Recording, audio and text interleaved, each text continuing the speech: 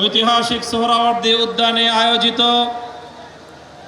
বাংলাদেশ খেলাফত মজলিসের ডাকে অনুষ্ঠিত গণভোটের রায় বাস্তবায়নের দাবিতে ঐতিহাসিক গণসমাবেশে উপস্থিত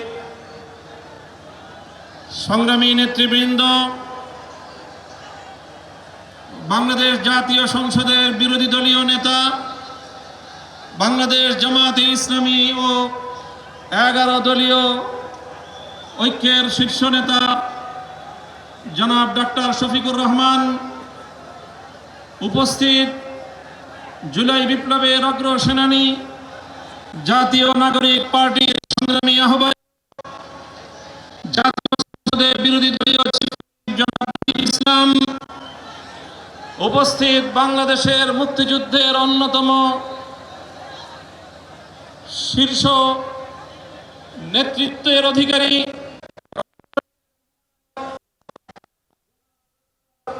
কর্নেল অলি আহমদ বীর বিক্রম, উপস্থিত 11 দলীয় অন্যান্য শীর্ষ নেতৃবৃন্দ, বাংলাদেশ খেলাফত মজলিসের নায়েবে আমির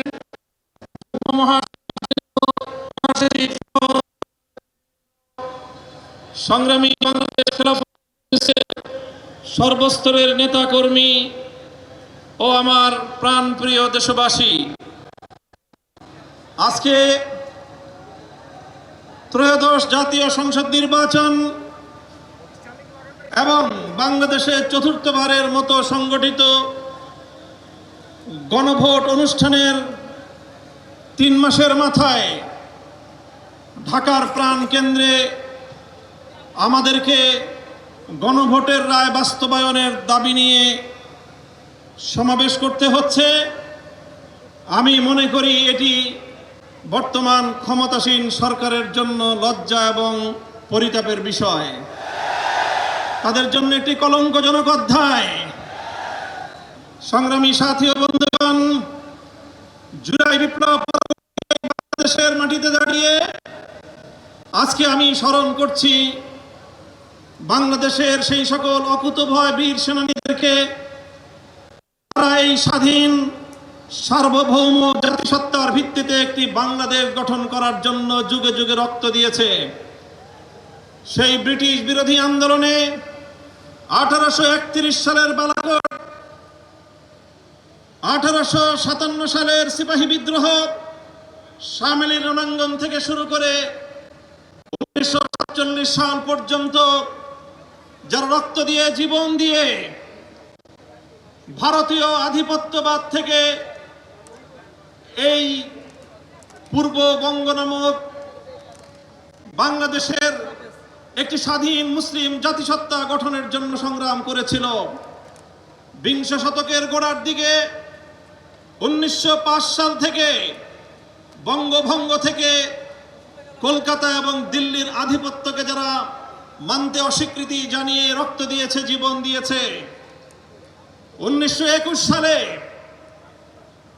এই বাংলাদেশের মানুষের শিক্ষা দীক্ষা সহ সার্বিক উন্নয়নের লক্ষ্যে এরপরে 1947-এ একটি নতুন রাষ্ট্র পাওয়ার পর 24 বছর পর্যন্ত যারা জুলুম এবং বৈষম্যের বিরুদ্ধে লড়াই করেছে, সর্বশেষ 1971 সালে মহান মুক্তিযুদ্ধের মধ্য দিয়ে বাংলাদেশকে একটি বৈষম্যহীন স্বাধীন রাষ্ট্রের গড়াপত্তন করার জন্য তারা একটি পরিবেশ তৈরি করে দিয়েছে।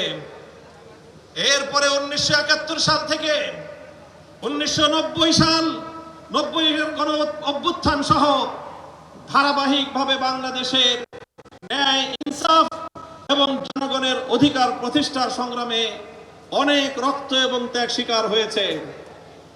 বিগত ফ্যাসিবাদী স্বৈরাচারী শেখ হাসিনার আমলে 2009 সালের পিলখানা ট্র্যাজেডি, 2013 সালের শাপলা চত্বরের নবী প্রেমিকদের অকাতর রক্তদান, 2013 সালে আল্লামা দেলোয়ার হোসেন সাঈদী রহমতুল্লাহি আলাইহির বিরুদ্ধে একটি কল্পিত রায়ের মাধ্যমে কোরআন প্রেমিক তাওহীদি জনতার উপর যে আক্রমণ করা হয়েছে, পাখির মতো গুলি করে প্রায় শতাধিক কোরআন প্রেমী তৌহিদি জনতাকে হত্যা করা হয়েছে, সেই সকল বীর শহীদান 2021 সালে মোদী বিরোধী আন্দোলনে হেফাজতে ইসলামের নেতাকর্মীদেরকে হত্যা করা হয়েছে। 2024 সালের জুলাই বিপ্লবে 1,500 বাংলার তামার সন্তানদেরকে গুলি করে পরিকল্পিতভাবে হত্যা করা হয়েছে। রক্তের সাগর পাড়ি দিয়ে 36শে জুলাই 5ই আগস্ট 24 সালে বাংলাদেশ নতুনভাবে মুক্তি এবং স্বাধীনতা লাভ করেছে। জুলাই বিপ্লবীরা ঘোষণা করেছিল আগামীর বাংলাদেশ গঠিত হবে 1947 সাল, 71 সাল এবং 2024-এর ঐতিহাসিক বিজয়ের উপর ভিত্তি করে।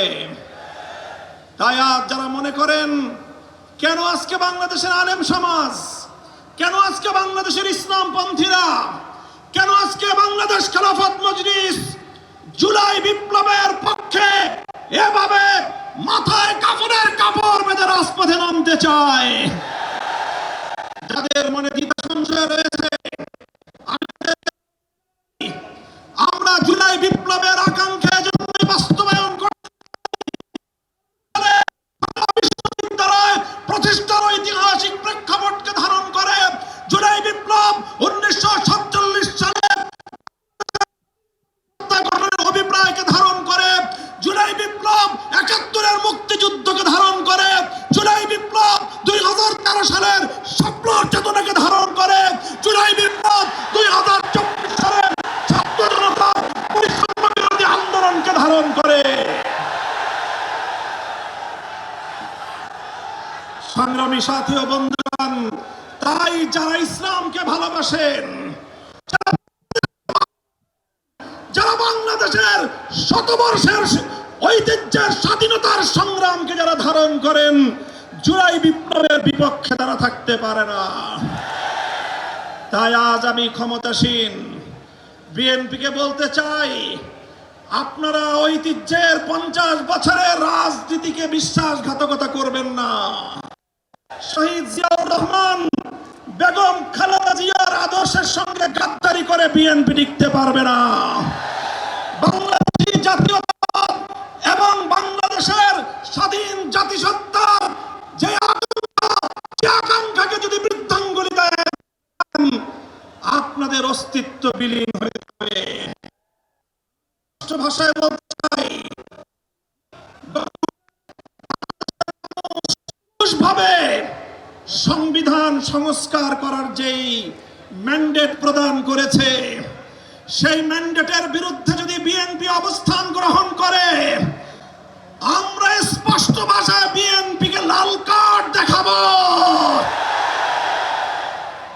আমি বিএনপি নেতৃবৃন্দকে বলতে চাই, আমাদের একজন সহকর্মী আপনাদের নেতার বিরুদ্ধে একটা কঠোর, তাই আমি ব্যক্তিগত আক্রমণ চাই না। যে 12ই ফেব্রুয়ারি নির্বাচনের মাধ্যমে আপনাদের জন্ম হয়েছে, এই 12ই ফেব্রুয়ারি জন্ম নিয়েছেন, সেই এখন 12ই, এর বেশি আর কিছু বললাম না। যদি আমাদের বিপ্লবের ভিত্তিতে যেই গণভোট হয়েছে, এদেশের বিপ্লবের জাতির সামনে উপস্থাপন করা হয়েছিল। গণভোটের ইতিহাস আপনাদেরকে স্মরণ করিয়ে দিতে চাই। ইতিপূর্বে আরো 3টি গণভোট হয়েছে। আজ 2026 সালে 4র্থ গণভোট হয়েছে। ইতিপূর্বে 3টি গণভোটের রায়ের সঙ্গে কেউ গাদ্দারি করে নাই। শুধু বাংলাদেশ নয়, বিশ্ব ইতিহাসে গণভোট এবং রেফারেন্ডাম হয়েছে। আজ অবধি কোন রেফারেন্ডামের সঙ্গে কেউ গাদ্দারি করে নাই। বিএনপি যদি আজ এই গণভোটের সঙ্গে গাদ্দারি করে, শুধু বাংলাদেশ নয়, দল হিসাবে চিহ্নিত হবে। তাই কার্যকর করার জন্য সংবিধান সংস্কার পরিষদ গঠনের যে ম্যান্ডেট বাংলাদেশের জনগণ দিয়েছে, সেই সংবিধান সংস্কার পরিষদ বাস্তবায়নের মাধ্যমে সংবিধান সংস্কার করে জুলাই ধারণ করতে হবে। আমরা মাননীয় প্রধানমন্ত্রী তিনি দেশের মানুষকে এখন বলে বেড়াচ্ছেন জুলাই সনদকে অক্ষরে অক্ষরে বাস্তবায়ন করবেন। এটি আপনার একটি প্রতারণামূলক কথা। আপনারা জুলাই সনদ নয়, বরং আপনাদের নোট অফ ডিসেন্ট আপনারা বাস্তবায়ন করতে চান। রহিম সংবিধানে আল্লাহর উপর অবিচল আস্থা এবং বিশ্বাস, রাষ্ট্র ধর্ম ইসলাম, এগুলোকে সংবিধানের মূল নীতি হিসেবে স্থায়ীভাবে জায়গা দিতে চান না। আপনারা এমন ভাবে সংবিধানে রাখতে চান মতো কোন বিচারপতি কলমের খোঁচা দিয়ে এগুলোকে সংবিধান থেকে মুছে ফেলতে পারে। তাই আমরা সংশোধনের মাধ্যমে নয়, সংস্কারের মাধ্যমে জাতীয় সংবিধানে স্থায়ীভাবে বাস্তবায়নের দাবি করতে চাই। আমরা পরিষ্কার ভাষায় বলি, আজ বাংলাদেশের ক্ষমতাসীন মহল বিভিন্ন ক্ষেত্রে ব্যর্থতার যেই মহা প্রদর্শনী করে চলেছে, কূটনৈতিক ব্যর্থতা আজকে তাদের দিবালোকের ন্যায় পরিষ্কার। বাংলাদেশের বর্তমান সরকারের কূটনৈতিক ব্যর্থতার কারণে আজকে একটি দেশ থেকে আধিপত্যবাদী দেশ, যারা বাংলাদেশের মানুষের অধিকারকে 15 বছর পর্যন্ত তাদের পায়ের নিচে পিষ্ট করেছে, সেই আধিপত্য বাংলাদেশে একজন কূটনীতিক নিয়োগ করেছেন। বিশ্ব ইতিহাসের সকল কূটনৈতিক সভ্যতা এবং ভদ্রতার শালীনতাকে রেওয়াজকে উপেক্ষা করে তাদের একজন দলীয় এজেন্ডা বাস্তবায়নকারীকে বাংলাদেশে সেই বিজেপির দলীয় এজেন্ডা বাস্তবায়ন করার জন্য কূটনৈতিক হিসেবে বাংলাদেশে নিয়োগ দিয়েছে। অথচ বাংলাদেশ সরকার এটার কোনো প্রতিবাদ জানায় নাই। আমরা পরিষ্কার ভাষায় বলতে চাই, আমরা ভারত রাষ্ট্র এবং তার জনগণের সঙ্গে বাংলাদেশ সমতার ভিত্তিতে কূটনৈতিক সম্পর্ক স্থাপন করতে চায়। বাংলাদেশকে বিজেপির কোন দলীয় ফোরামে পরিণত করতে দেব না। বাংলাদেশের সরকারের কূটনৈতিক ব্যর্থতার কারণে হরমুজ প্রণালীতে বাংলাদেশের তেলের জাহাজগুলো বারবার আটকে যাচ্ছে। বন্ধু প্রতিম দেশ ইরান বাংলাদেশের সঙ্গে বন্ধুত্বের হাত বাড়িয়ে দেয়, কিন্তু বাংলাদেশ চরমভাবে কূটনৈতিক ব্যর্থতার পরিচয় দিয়ে এখনো পর্যন্ত হরমুজ প্রণালী থেকে একটি জাহাজ অবমুক্ত করতে পারেনি। যদি আপনারা না পারেন প্রদান করেন, আমরা হরমুজ প্রণালী থেকে বাংলাদেশের তেলবাহী জাহাজ মুক্ত করে বাংলাদেশের জ্বালানি সংকট নিরসনে ভূমিকা পালন করতে প্রস্তুত রয়েছে। আপনারা কি করবেন, কি করছেন? বাংলাদেশ ব্যাংকের গভর্নরের পদ দখল করেছেন। বাংলাদেশের গোটা ব্যাংক সেক্টরকে দুর্বৃত্তদের হাতে তুলে দিয়েছেন। এভাবে ব্যাংক সেক্টর থেকে আবার দুর্বৃত্তপনার মাধ্যমে বাংলাদেশটাকে আপনারা ধ্বংস করার পায়তারা করছেন। আপনারা দুর্নীতি দমন কমিশন থেকে বিচার বিভাগ পর্যন্ত রাষ্ট্রীয় প্রতিটি প্রতিষ্ঠানকে দলীয়করণ করার পায়তারা করছেন।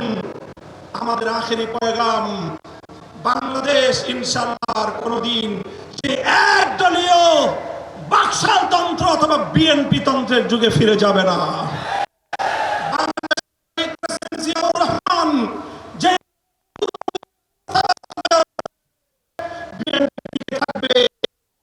বিএনপি তার অস্তিত্বের সংকটে পড়বে। সংগ্রামী সাথী ও বন্ধুগণ, আমাদের আখেরি পয়গাম, যেভাবে গত দুদিন ধরে বাংলাদেশের বিভিন্ন শিক্ষাঙ্গনগুলোতে, ঢাকা বিশ্ববিদ্যালয় সহ বিভিন্ন শিক্ষাঙ্গনগুলোতে অস্ত্রের ঝঞ্ঝনানি শুরু করেছেন, স্থানীয় ছাত্র নেতৃবৃন্দের উপর যেভাবে ছাত্রলীগের হেলমেট লীগের মতো ভূমিকায় অবতীর্ণ হয়েছে, এই ধারা যদি অব্যাহত থাকে এর দায় সম্পূর্ণ সরকারকে গ্রহণ করতে হবে। মব সংস্কৃতি বন্ধ করুন, দ্রব্যমূল্যের লাগাম টানুন। এভাবে রাষ্ট্রের প্রতিটি সেক্টরে বিরোধী দলের পক্ষ থেকে সহযোগিতার যে আহ্বান জানানো হয়েছে, সেই আহ্বানে সাড়া দিন। ইনশাআল্লাহ আমরা সহযোগিতার ভিত্তিতে দেশকে এগিয়ে নিতে প্রস্তুত। কথা বলেন ঠিক কিনা? আমি আজকের এই বিশাল বড় সমুদ্রকে লক্ষ্য করে আখেরি কথা জিজ্ঞাসা করতে চাই। এই কালো পতাকাটা নামান। আমি আপনাদেরকে বলতে চাই, আজ গণভোটের রায় বাস্তবায়নের জন্য বাংলাদেশ খেলাফত মজলিস যে ডাক দিয়েছে, এটি আমাদের সর্বশেষ কর্মসূচি নয়। আজ হলো আমাদের গণভোটের রায় বাস্তবায়নের জন্য কর্মসূচির যাত্রা শুরু। এই কর্মসূচি নিয়ে আমরা বাংলাদেশের প্রতিটি প্রান্তে প্রান্তে ছড়িয়ে যাব। তাই আমি কর্মসূচি ঘোষণা করছি, আগামী 2 মাস মে, জুন, রক্তাক্ত জুলাই বাংলাদেশের প্রতিটি জেলায় জেলায় গণভোটের রায় বাস্তবায়ন এবং দেশের অন্যান্য চলমান সংকট নিরসনের দাবিতে বাংলাদেশ খেলাফত মজলিস জেলায় জেলায় নাগরিক সমাবেশ করবার ঘোষণা দিচ্ছে।